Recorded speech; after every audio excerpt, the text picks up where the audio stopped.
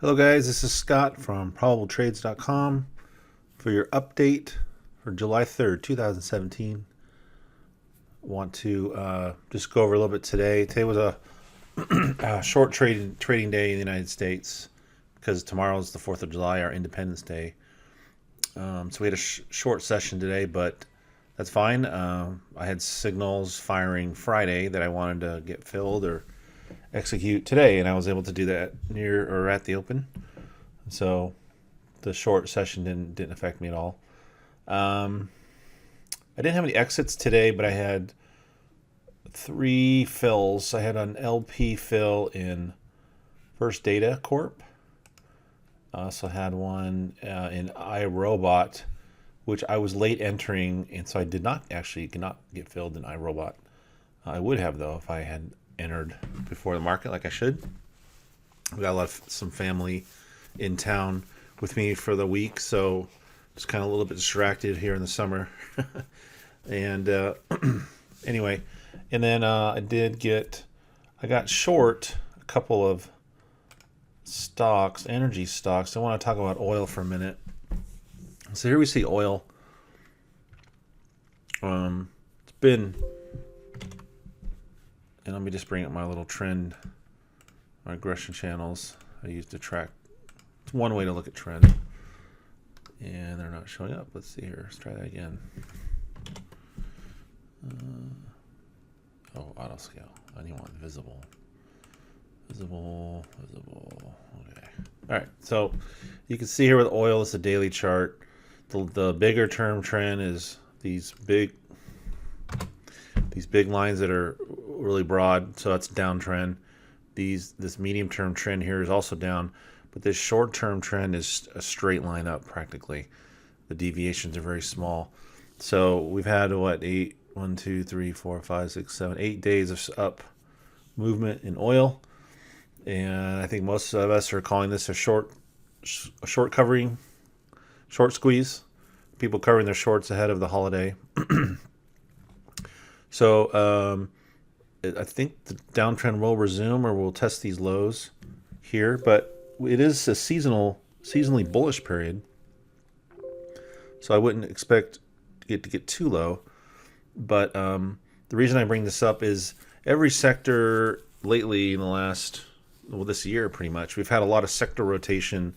People get into techs and then they get out of techs and rotate into, say, consumer discretionary or healthcare or some other sector. But oil has not really energy, has not really participated in this rotation. Just because oil has been so negative. And but we're starting to see some strength in the oil stocks.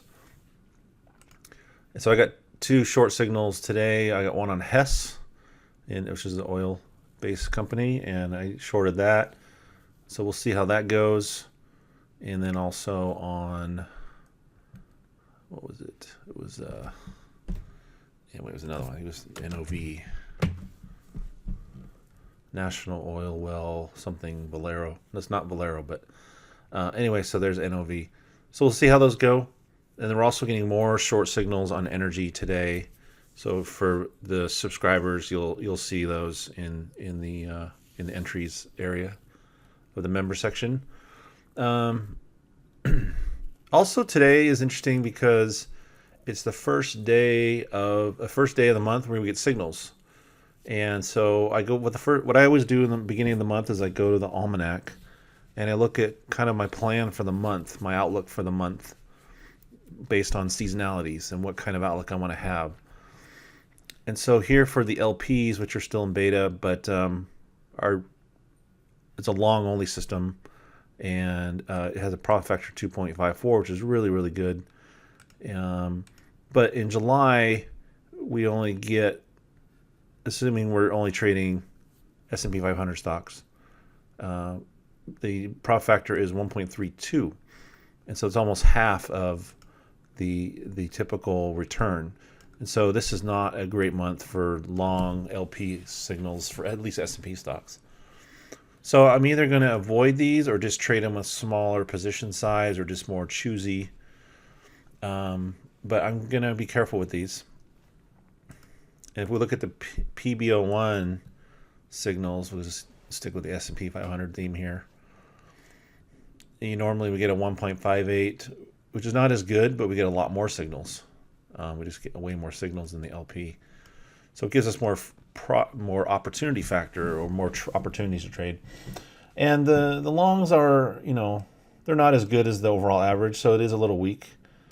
In the shorts, they're also a little bit weak, so it's okay. So I'm kind of leaning. I have my portfolio's mainly it's heavily long weighted right now, so I'm kind of interested to get short in some things.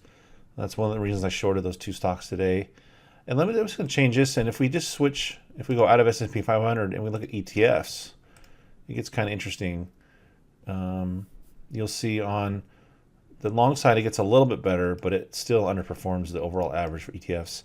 But on the short side, we are strong. We're 1.74 shorting ETFs in July versus the overall average for shorting ETFs is 1.15. So, and if for those for subscribers, you'll see some short signals on ETFs tonight. So look for those, and I'm going to be trading those on Wednesday because tomorrow the U.S. equity markets are closed to celebrate the holiday. So that's all I have for today. Remember, if you have any questions or comments, feel free to check out the site, check us out on Twitter, or you send me an email. And besides that, have a great night, and we'll see you on Wednesday.